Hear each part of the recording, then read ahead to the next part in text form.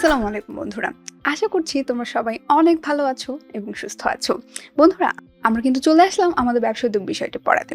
আজকের ভিডিওতে আমরা আমাদের ব্যবসা উদ্যোগ বিষয় বাংলাদেশের শিল্প এই চ্যাপ্টারটি নিয়ে আলোচনা করতে যাচ্ছি।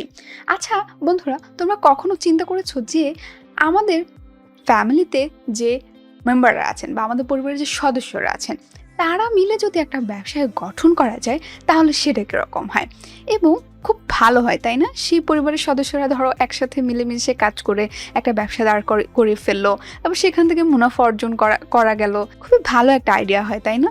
তোমরা কি জানো যে এরকম শিল্প কিন্তু আসলে এক্সিস্ট করে, যেখানে পরিবারের সদস্যরা একসাথে মিলেই কিন্তু একটা শিল্প দাঁড় করিয়ে ফেলতে পারে এবং এই শিল্পটাকে কাজে লাগিয়ে তারা উৎপাদনও করতে পারে এবং সেখান থেকে মুনাফা অর্জন করতে পারে। কি ভালো একটা আইডিয়া, তাই না? সো আমরা তাহলে চলো আজকের ভিডিওতে দেখে নিই যে কোন শিল্পের মধ্যে আসলে পরিবারের সদস্যরা মিলে কাজ করে উৎপাদন করা যাবে এবং মুনাফা অর্জন করা যাবে এবং বাংলাদেশে এই যে শিল্পটার কথা আমরা বলছি, এই শিল্পটার স্কোপ কতটুকু বা এই শিল্পটার বিকাশ করতে গেলে আমাদেরকে কি কি জিনিসপত্র চিন্তা করতে হবে। এই জিনিসগুলো নিয়ে আজকের ভিডিওতে চলো দেখে নিই। আজকের ভিডিওতে আমরা কি আলোচনা করতে যাচ্ছি বলো তো? আজকের ভিডিওতে আমরা আলোচনা করতে যাচ্ছি যে বাংলাদেশের অর্থনীতিতে পরিবারের সদস্যদেরকে নিয়ে গঠিত শিল্প অর্থাৎ কুটির শিল্প, এই কুটির শিল্প এবং ক্ষুদ্র এবং মাঝারি শিল্পের অবদানটা কি, অর্থাৎ এই শিল্পগুলো বাংলাদেশের অর্থনীতিতে কিভাবে অবদান রাখছে এবং এই শিল্পগুলোকে যদি আরও ডেভেলপ করতে হয় তাহলে আমাদের আরও কী কী কাজ করতে হবে, সেই জিনিসগুলো নিয়ে আজকের ভিডিওতে চলো আমরা দেখে নিই। তো প্রথমেই আমরা দেখে নিব যে বাংলাদেশের অর্থনীতিতে আসলে এই কুটির ক্ষুদ্র এবং মাঝারি শিল্পের অবদানটা কি। আমরা কি জানি? আমরা জানি যে বাংলাদেশ হচ্ছে একটা উন্নয়নশীল দেশ, তাই না? সো এইখানে দেখা যায় যে কাজ করার যে স্কোপ, সে স্কোপ কিন্তু অনেক কম, অর্থাৎ সকল মানুষকে আমরা আসলে চাকরির আওতায় আনতে পারবো না।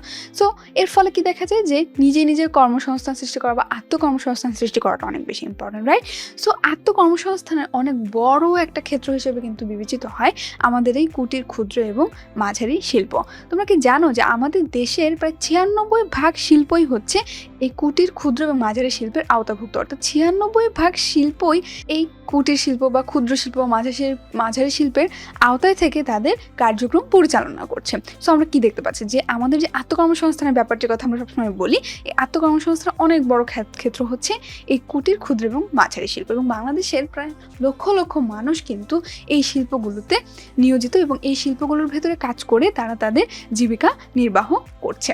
এখন এই যে শিল্পগুলোর কথা আমরা বলছি, এই শিল্পগুলো কেন এত ইম্পর্টেন্ট এবং কেন মানুষ এই জায়গাগুলোতে কাজ করতে অনেক বেশি ইন্টারেস্টেড বা কেন এটি কর্মসংস্থানের বড় একটি ক্ষেত্র হিসেবে কাজ করছে, সেটি যদি আমরা দেখে নিই। কারণ কি জানো? কারণ আমাদের দেশের এই কুটির ক্ষুদ্র এবং মাঝারি শিল্প গড়ে তুলতে গেলে যে জিনিসগুলোর দরকার পড়ে সেই জিনিসগুলো সহজলভ্যতা অনেক বেশি। যেমন এখানে মূলধনের যে পরিমাণ, সেই মূলধনের পরিমাণটা অনেক কম লাগে, অর্থাৎ অনেক বেশি পরিমাণে মূলধন এই শিল্পটার ক্ষেত্রে আসলে ইনভেস্ট করতে হয় না। এই শিল্পটা যদি আমি গড়ে তুলতে চাই বা এই শিল্পের ভেতরে কাজ করে যদি আমি আমার কর্মসংস্থান সৃষ্টি করতে চাই তাহলে আমার অনেক বেশি মূলধনের কিন্তু প্রয়োজন পড়বে না।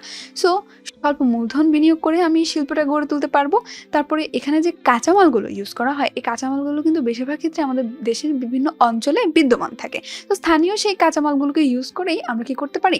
আমরা এই শিল্পটাকে গড়ে তুলতে পারি। তো স্থানীয় কাঁচামাল ব্যবহার হয় এখানে। তারপরে ব্যক্তিগত যে নৈপুণ্য এবং সৃজনশীলতা, অর্থাৎ আমার হাতের কাজ, আমি এই যে কাঁচামালগুলোকে অ্যাকুমুলেট করছি, কাঁচামালগুলোকে খুঁজে বের করছি, এই কাঁচামালগুলোকে আমি আমার নৈপুণ্য এবং সৃজনশীলতাকে কাজে লাগিয়ে একটা পণ্যে রূপান্তর করছি এবং সেই পণ্যটা আমি পরবর্তীতে কি করছি? বাজারে বিক্রয় করছি। তো এখানে ব্যক্তিগত যে নৈপুণ্য বা সৃজনশীলতা রয়েছে প্রত্যেকটি মানুষের, এই শিল্পে কিন্তু এই নৈপুণ্য এবং সৃজনশীলতা কাজে লাগানোর সুযোগ রয়েছে। এবং সব থেকে বড় ইম্পর্টেন্ট জিনিস হচ্ছে পরিবারের সদস্যদেরকে নিয়ে এই শিল্পটা গড়ে তোলা যায়। সো এই শিল্পটা গড়ে তোলা অনেক বেশি ইজি এই পার্সপেক্টিভে এবং বিশেষ করে আমাদের পরিবারের যে মহিলারা রয়েছে, এই মহিলারা তাদের কর্মশক্তি ব্যবহার করে এই শিল্পটা গড়ে তুলতে হেল্প করতে পারেন। আমাদের দেশের মহিলারা কিন্তু অনেক বেশি ক্রিয়েটিভ হয়ে থাকেন এবং অনেক কর্মঠ হয়ে থাকেন। সো তাদের যে কর্মশক্তি সেটা ব্যবহার করে কিন্তু এই শিল্পটা ইজিলি গড়ে তোলা পসিবল। তাহলে বন্ধুরা, আমরা কি দেখতে পাচ্ছি? আমরা দেখতে পাচ্ছি যে এই শিল্পটা গড়ে তুলতে গেলে আমাদের অনেক বেশি জিনিসের কিন্তু প্রয়োজন নেই। কম জিনিস নিয়ে আমরা কি করতে পারি? এই শিল্পটা গড়ে তুলতে পারি। এবং আমাদের দেশের যে গ্রামীণ মহিলারা রয়েছেন, সেই গ্রামীণ মহিলাদের কর্মসংস্থান সৃষ্টি করার ক্ষেত্রে বা আত্মকর্মসংস্থান সৃষ্টি করার ক্ষেত্রে এবং তাদের যে বেকারত্বটা রয়েছে, সেই বেকারত্বটা দূরীকরণে কিন্তু আমাদের এই কুটির শিল্প এবং ক্ষুদ্র শিল্পের অনেক বড় ভূমিকা রয়েছে। আমরা কিন্তু ছবিতে দেখতে পাচ্ছি তারা তাদের যে নৈপুণ্য এবং সৃজনশীলতা রয়েছেন সেটাকে কাজে লাগিয়ে কি করছেন, খুব সহজেই তাদের কর্মসংস্থান সৃষ্টি করতে পারছেন। তো আমাদের দেশের গ্রামীণ মহিলাদেরকে যদি আমরা আত্মকর্মসংস্থানের উদ্বুদ্ধ করতে চাই এবং আত্মকর্মসংস্থানের ক্ষেত্র তাদেরকে দেখাতে চাই, তাহলে কিন্তু এই কুটির, ক্ষুদ্র এবং মাঝারি শিল্প অনেক বড় একটা ভূমিকা পালন করতে পারে। এছাড়াও আমাদের দেশের যে ইতিহাস, আমাদের দেশের যে ঐতিহ্য, সেগুলো লালন করা বা বিকাশ করা এবং সারা বিশ্বে আমাদের দেশের এই ঐতিহ্যগুলোকে তুলে ধরার ক্ষেত্রে কিন্তু এই শিল্পগুলো আমাদেরকে অনেক বড় হেল্প করে থাকে। সো আমরা কিন্তু দেখতে পাচ্ছি যে আমাদের দেশের যে অর্থনীতি রয়েছে, সেই অর্থনীতিতে এই শিল্পগুলোর অবদান অনেক বেশি। তো আমাদের দেশের এই ক্ষুদ্র এবং কুটির শিল্পের পরিসংখ্যান যদি আমরা দেখি, যেটি 2011 জুনে প্রকাশিত হয়েছিল, সেখানে বলা হয়েছে যে আমাদের দেশের যে মোট ক্ষুদ্র শিল্প রয়েছে, সেই মোট ক্ষুদ্র শিল্পের সংখ্যা হচ্ছে 93,660টি এবং মোট কুটির শিল্পের সংখ্যা হচ্ছে 6,36,577টি। বন্ধুরা, দেখতেই পাচ্ছ যে আমাদের দেশে যে ক্ষুদ্র এবং কুটির শিল্পের সংখ্যা সেটি কিন্তু অনেক বেশি। এবং এই যে ক্ষুদ্র এবং কুটির শিল্প রয়েছে, এই ক্ষুদ্র এবং কুটির শিল্পের মাধ্যমে আমরা 33.37 লক্ষ মানুষের কর্মসংস্থান সৃষ্টি করতে পারছি। তাহলে আমরা দেখতে পাচ্ছি যে এই ক্ষুদ্র এবং কুটির শিল্পের মাধ্যমে আমরা একটা বিশাল পরিমাণ মানুষের কর্মসংস্থানের সুযোগও কিন্তু সৃষ্টি করতে পারছি। তাহলে আমাদের দেশে অর্থনীতিতে এই শিল্পের অবদান কিন্তু নেহায়াত কম নয়, অনেক বেশি। সো তাহলে কেন এই শিল্পগুলো প্রবলেম ফেস করছে বা এই শিল্পগুলোর বিকাশ কেন যথাযথভাবে হচ্ছে না, সেটা যদি আমরা দেখে নিই। বন্ধুরা, আমাদের দেশে এই যে কুটির, ক্ষুদ্র এবং মাঝারি শিল্প রয়েছে, তারা কিন্তু বিভিন্ন ধরনের প্রবলেম ফেস করে। যেরকম তাদের কাঁচামালের সহজলভ্যতা সবসময় থাকে না, দেখা যায় যেখানে তারা কাজ করছে সেটার তুলনায় তাদের যে বাজার সেটা অনেক দূরে, শ্রমিক দেখা যায় যথাযথ পরিমাণ থাকে না, পরিবহন করতে গেলে অনেক ধরনের প্রবলেম তারা ফেস করে। তারপরে আমাদের যে স্থানীয় এবং বৈদেশিক চাহিদা রয়েছে, এই বাজারগুলোতে সবসময় এই শিল্পগুলো আসলে ঢুকতে পারে না। এছাড়া অর্থায়নের যে ব্যাপারটি রয়েছে, সেই অর্থায়নের সহজলভ্যতাও কিন্তু আমাদের দেশে এই শিল্পগুলোর ক্ষেত্রে নেই এবং সরকারি যে সহজলভ্যতা সেটির পরিমাণও কিন্তু তুলনামূলকভাবে কম। সো আমাদের দেশের এই কুটির, ক্ষুদ্র এবং মাঝারি শিল্পকে যদি আমরা বিকাশ ঘটাতে চাই, তাহলে আমাদেরকে কিছু স্টেপ কিন্তু নিতে হবে এবং আমাদের দেশের যে শিল্পোদ্যোক্তারা তাদের শ্রম, মেধা খাটিয়ে এবং কাঁচামাল ব্যবহার করে এই শিল্পটার বিকাশে ভূমিকা রাখছেন, তাদেরকে আর কি কি স্টেপ নিতে হবে এই শিল্পটার বিকাশ ঘটাতে গেলে। সো প্রথমেই আমরা দেখে নিই যে কাঁচামালের সহজলভ্যতা নিশ্চিতকরণ, এই পয়েন্টটি। বন্ধুরা, এই পয়েন্টে আমরা দেখতে পাই যে আমাদের দেশের যে কাঁচামালগুলো আসলে এই কুটির, ক্ষুদ্র বা মাঝারি শিল্পের ক্ষেত্রে ইউজ করা হয়, সেই কাঁচামালগুলো নির্দিষ্ট কয়েকটি অঞ্চলে আসলে থাকে বা সহজলভ্য।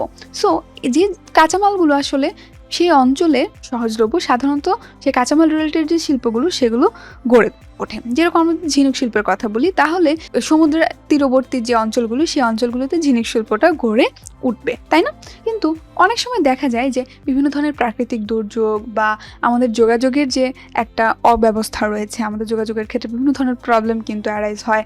তারপর অন্যান্য বিভিন্ন কারণে দেখা যায় যে এই কাঁচামালের সহজলভ্যতা কিন্তু সবসময় থাকে না বা কাঁচামালটা সবসময় পাওয়া যায় না। সো কাঁচামালটা যখন পাওয়া যাবে না বা কাঁচামালের সহজলভ্যতা যখন অনিশ্চিত হয়ে যাবে, তখন কি সেটা আমাদের শিল্পের বিকাশের ক্ষেত্রে ব্যাঘাত ঘটাবে বা শিল্পের বিকাশে বাধাগ্রস্ত করবে, তাই না? সো কাঁচামালের সহজলভ্যতা নিশ্চিতকরণটা কিন্তু এই সেক্টরে অনেক বেশি ইম্পর্টেন্ট এবং এই জন্য আমাদেরকে কী করতে হবে, যথাযথ স্টেপ নিতে হবে এবং সরকারের যে পৃষ্ঠপোষকতা সেটাকেও বাড়াতে হবে, যাতে এই শিল্পগুলো সবসময় কাঁচামালের যোগান সবসময় পেয়ে থাকে। এরপরে আমরা আলোচনা করব বাজারের নৈকট্য নিয়ে। বন্ধুরা, আমাদের যে উৎপাদিত পণ্যগুলো রয়েছে, সেই উৎপাদিত পণ্যগুলো আমাদের যদি বিক্রয় করতে হয় বা বিপণন করতে হয়, তখন আমাদের কিসের প্রয়োজন পড়বে? বাজারের প্রয়োজন পড়বে। আমি তো পণ্যটাকে উৎপাদন করলাম, করার পরে এখন কি এটা বিক্রয় করতে হবে না বা বাজারজাতকরণ করতে হবে না? সো এই বাজারজাতকরণ বা বিপণন বা আমি যে বিক্রয় করব, এটা আমি কোথায় করব? বাজারেই করব, তাই না? আবার আমি যে কাঁচামালটা আমার দরকার পড়ছে এই শিল্পের ক্ষেত্রে, সে কাঁচামালটা ক্রয় করতে হলেও কিন্তু আমার কোথা থেকে ক্রয় করতে হবে? বাজার থেকে ক্রয় করতে হবে, তাই না? সো দেখা যাচ্ছে এই শিল্পের ক্ষেত্রে যে কাঁচামালগুলো ইউজ করা হয়, সেই কাঁচামালগুলো ক্রয় করতে হলেও আমার বাজারের প্রয়োজন পড়ে এবং এই যে শিল্প থেকে যে উৎপাদিত পণ্যগুলো, সেই উৎপাদিত পণ্যগুলো যদি আমার বিক্রয় করতে হয়, তাহলেও কিন্তু আমার বাজারের প্রয়োজন পড়ছে। সো এই কাঁচামাল ক্রয় এবং পণ্য বিক্রয়ের ক্ষেত্রে বাজারের নৈকট্য বৈশিষ্ট্য থাকাটা ওই শিল্পের ক্ষেত্রে অনেক বেশি ইম্পর্টেন্ট। তাই আমাদের এই কাঁচামাল ক্রয় এবং উৎপাদিত যে সামগ্রীগুলো রয়েছে সেই সামগ্রীর বাজার নিশ্চিত যদি আমরা করতে পারি, তাহলে এই জাতীয় যে শিল্পগুলো রয়েছে এই জাতীয় শিল্পগুলোর বিকাশ ঘটানো অনেক ইজি। আমরা খুব ইজিলি এই শিল্পের বিকাশ ঘটাতে হেল্প করতে পারবো। তারপরে শ্রমিকের পর্যাপ্ত যোগান নিয়ে যদি আমরা আলোচনা করি, বন্ধুরা আমাদের এই কুটির, ক্ষুদ্র এবং মাঝারি শিল্প কিন্তু একটা শ্রমঘন শিল্প। এখানে শ্রমের বা শ্রমিকের ইম্পর্টেন্স অনেক বেশি, কারণ শ্রম ছাড়া কিন্তু এই শিল্পটা গঠন করা বা পরিচালনা করা পসিবল না। এবং এই শিল্পগুলোর বিকাশ ঘটাতে গেলে আমাদের কিন্তু একটা দক্ষ জনশক্তি প্রয়োজন। এছাড়াও আমরা যেহেতু বলেছি যে আমাদের এই শিল্পগুলো হচ্ছে শ্রমঘন শিল্প, সো কম মূল্যে বা স্বল্প মূল্যে আমাদের শ্রমিকের প্রাপ্যতাও কিন্তু এখানে অনেক ইম্পর্টেন্ট। আমরা কম মূল্যে যদি শ্রমিক পাই, তাহলে আমরা এই শিল্পটা কি করতে পারবো, আরও ডেভেলপ করতে পারবো। তো আমাদের দেশে এই যে কুটির, ক্ষুদ্র এবং মাঝারি শিল্পের ক্ষেত্রগুলো রয়েছে, এই ক্ষেত্রগুলোতে কিন্তু শ্রমিকের প্রাপ্যতা এবং দক্ষ কারিগরি জ্ঞান থাকা কিন্তু অনেক ইম্পর্টেন্ট। এবং যেহেতু আমাদের এই শিল্পগুলোর চাহিদা দিন দিন বৃদ্ধি পাচ্ছে, সো শ্রমিককে এই জায়গাটাতে যত বেশি দক্ষ আমরা বানাতে পারবো, তত কিন্তু আমরা এই ব্যবসাটার বিকাশে হেল্প করতে পারবো। সো পর্যাপ্ত প্রশিক্ষণের মাধ্যমে আমরা যদি এই শ্রমিকদেরকে দক্ষ করতে পারি, তাহলে কিন্তু সেটি আমাদের এই ক্ষুদ্র, কুটির এবং মাঝারি শিল্পের বিকাশে অনেক বড় হেল্প করতে পারে। সো শ্রমিকের পর্যাপ্ত যোগানটাও আমাকে নিশ্চিত করতে হবে, এবং সাথে সাথে আমার যে শ্রমিকরা এখানে কাজ করছে সেই শ্রমিকদের দক্ষ করার সুযোগও কিন্তু থাকতে হবে। যদি আমরা এগুলো নিশ্চিত করতে পারি, তাহলে আমাদের এই শিল্পের বিকাশে আমরা অনেক বড় হেল্প কিন্তু করতে পারবো। এছাড়াও বন্ধুরা আমাদের যে পরিবহনের সুযোগ সুবিধা রয়েছে, এই সুযোগ সুবিধাটাকে আমরা যত বেশি বাড়াতে পারবো, তত কিন্তু আমরা এই শিল্পের বিকাশে হেল্প করতে পারবো। আমরা বলেছি যে আমাদের এই ক্ষুদ্র, কুটির এবং মাঝারি শিল্পটা বেসিক্যালি আমাদের যে অঞ্চলগুলোতে কাঁচামাল বেশি থাকে সেই কাঁচামালের উপর ভিত্তি করে আসলে গড়ে ওঠে, তাই না? সো প্রাথমিক অবস্থা আমাদের যে স্থানীয় কাঁচামালগুলো রয়েছে বা বাজার রয়েছে সেটার উপর নির্ভর করে সেই অঞ্চলে আমাদের শিল্পগুলো গড়ে উঠতে দেখা যায়। কিন্তু পরবর্তীতে আমাদের পণ্যের বাজেটটা যদি আরও বেশি বড় হয়, একটা অঞ্চলের পণ্য যদি অন্য একটা অঞ্চলে সেটার চাহিদা যদি সৃষ্টি হয়, তখন কি আমার সেই পণ্যের বাজারটাকে ধরার জন্য কি করতে হবে, আমার পরিবহনের একটা সুব্যবস্থা থাকতে হবে না? আমার একটা অঞ্চল থেকে পণ্য অন্য একটা অঞ্চলে ডেলিভারি দিতে হবে না? সো এই যে আমরা দেখতে পাচ্ছি যে পণ্যের বাজার বিস্তৃত হলে আমার কি হচ্ছে, আমার পণ্যের বিক্রয় বৃদ্ধি পাচ্ছে, পণ্যের চাহিদা বৃদ্ধি পাচ্ছে, এবং এর ফলে আমার পণ্যটা এক জায়গা থেকে অন্য জায়গায় আনা নেওয়ার প্রয়োজন পড়ছে। সো পরিবহনের সুযোগ সুবিধাটা যত বেশি ভালো থাকবে, তত কিন্তু আমার এই শিল্পটার বিকাশ ঘটানো ইজি হবে। এছাড়াও আমাদের পণ্যের জন্য আরও বিভিন্ন ধরনের কাঁচামালের প্রয়োজন পড়তে পারে, পরবর্তীতে আবার নতুন নতুন যন্ত্রপাতি ইউজ করার প্রয়োজন পড়তে পারে, তাই না? সো এই কাঁচামাল বা যন্ত্রপাতি বা এই উৎপাদিত পণ্যগুলো এক অঞ্চল থেকে আরেক অঞ্চলে সুষ্ঠুভাবে আনা নেওয়ার জন্য আমাদের যে সুযোগ সুবিধা পরিবহনের, সেটা কিন্তু অবশ্যই ভালো থাকতে হবে। যদি পরিবহনের সুযোগ সুবিধা সেখানে না থাকে, তাহলে কিন্তু আমার এই শিল্পটার বিকাশ ঘটানো পসিবল হবে না। সো পরিবহনের সুযোগ সুবিধা নিশ্চিত করা কিন্তু এই শিল্পের বিকাশে অনেক বড় একটা হেল্প করবে।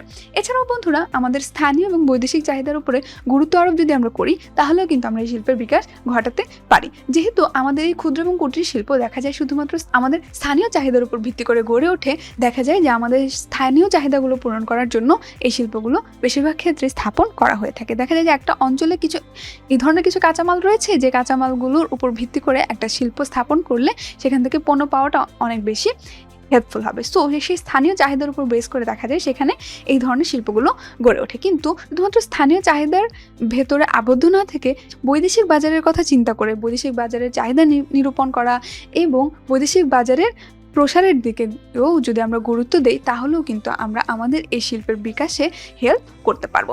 এছাড়া বন্ধুরা পুঁজির সহজলভ্যতাও কিন্তু এই শিল্পের বিকাশে আমাদেরকে হেল্প করতে পারে। আমাদের ক্ষুদ্র এবং কুটির শিল্পের ক্ষেত্রে আমরা বলেছি আমাদের কিসের প্রয়োজন, আমাদের স্বল্প একটা পুঁজির প্রয়োজন, কিন্তু তারপরও সেটা সবসময় সব ধরনের উদ্যোক্তার জন্য সেই পুঁজিটাকে অ্যাকুমুলেট করা বা যোগান দেওয়া সবসময় সম্ভব হয় না। তাই বিভিন্ন ধরনের যে আর্থিক উৎসগুলো রয়েছে বা বিভিন্ন প্রতিষ্ঠান যারা রয়েছে যারা এই অর্থায়নে হেল্প করে থাকে, তারা যদি এগিয়ে আসে এবং এই সেক্টরটাতে পুঁজির সহজলভ্যতা যদি নিশ্চিত করা যায়, তাহলে কিন্তু আমরা এই শিল্পের বিকাশে অনেক বড় একটা হেল্প করতে পারবো। তারপর বন্ধুরা সরকারি সুযোগ সুবিধার সহজলভ্যতার দিকে যদি আমরা আসি, আমাদের দেশের যে কুটির শিল্প বা ক্ষুদ্র শিল্প রয়েছে তারা কিন্তু আমাদের যে ঐতিহ্য এবং গৌরব সেটা কিন্তু ধরে রেখেছে অনেক বছর ধরে। সো এই শিল্পটার বিকাশ ঘটানো অনেক বেশি প্রয়োজন আমাদের ঐতিহ্যটাকে রক্ষা করার জন্য, এবং এই জন্য আমাদের সরকারি সকল ধরনের সহযোগিতা এবং পৃষ্ঠপোষকতা কিন্তু প্রয়োজন। তবে বর্তমানে আমাদের সরকার কিন্তু ক্ষুদ্র এবং কুটির শিল্প সংস্থা প্রতিষ্ঠা করেছে, যার মাধ্যমে এই শিল্পের সকল ধরনের পৃষ্ঠপোষকতা তারা নিশ্চিত করছে। এটি কিন্তু একটি পজিটিভ দিক। সো সরকার কী করছে, আমাদের যে ক্ষুদ্র এবং মাঝারি এবং কুটির শিল্প রয়েছে সেই শিল্পের বিকাশে আমাদেরকে বিভিন্ন ধরনের সহায়তা প্রদান করছে। আমাদের যে তাঁত শিল্প, সেই তাঁত শিল্প রক্ষা করার ক্ষেত্রে বিভিন্ন ধরনের স্টেপ নিতে হেল্প করছে। আমাদের বেনারসি এবং জামদানি পল্লী যে রয়েছে তাদের সাথে সাথে আমাদের যে রেশম পল্লী রয়েছে সেই রেশম পল্লী গড়ে তুলতেও সরকার বিভিন্ন ধরনের স্টেপ নিচ্ছে। এছাড়াও এই সেক্টরগুলোতে যে তাঁতি, কামার, কুমার, মৃৎশিল্প, বাঁশ, বেত, তামা, কাঁসা এবং পাটি শিল্প, এই বিশেষ শিল্পগুলোতে বিশেষ ধরনের প্রণোদনা দেওয়ার যে কাজটি, সেই প্রণোদনা দেওয়ার কাজও কিন্তু সরকার করছে। তো আমরা দেখতে পাচ্ছি যে এই জায়গাগুলোতে সরকারি সুযোগ সুবিধা যে সহজলভ্যতা সেটি দিন দিন কিন্তু বৃদ্ধি পাচ্ছে, এবং এটি যত বৃদ্ধি পাবে তত কিন্তু আমাদের কুটির, ক্ষুদ্র এবং মাঝারি শিল্প বিকাশ করাটা আমাদের জন্য ইজিয়ার হবে। তাহলে বন্ধুরা, আমরা দেখতেই পাচ্ছি যে আমাদের দেশে কুটির, ক্ষুদ্র এবং মাঝারি শিল্প কিন্তু অনেক বড় অবদান রাখছে, এবং প্রবলেমগুলোকে যদি আমরা কোনোভাবে সলিউশন করতে পারি বা মিটিগেট করতে পারি তাহলে কিন্তু এই শিল্পের বিকাশ ঘটানোটাও আমাদের পক্ষে পসিবল। তাহলে বন্ধুরা, আজকের ভিডিওতে আমরা কী কী জিনিস জানলাম বলো তো? আজকের ভিডিওতে আমরা জানলাম আমাদের ক্ষুদ্র, কুটির এবং মাঝারি শিল্পের অবদান বাংলাদেশের অর্থনীতিতে কী, এবং এই শিল্পগুলোর বিকাশ ঘটানোর ক্ষেত্রে আমরা কী কী স্টেপ নিতে পারি। বন্ধুরা, পরবর্তী ভিডিওতে আমরা কিন্তু আমাদের এই চ্যাপ্টারের আরও একটি গুরুত্বপূর্ণ টপিক নিয়ে আলোচনা করতে যাচ্ছি, সেটি হচ্ছে বৃহৎ শিল্প। সো বৃহৎ শিল্প সম্পর্কে যদি আমাদের জানতে হয় তাহলে কিন্তু অবশ্যই চলে যেতে হবে আমাদের পরবর্তী ভিডিওতে। তাহলে চলে যাই পরবর্তী ভিডিওতে আমাদের বৃহৎ শিল্প সম্পর্কে জানতে। ততক্ষণ পর্যন্ত সবাইকে ধন্যবাদ।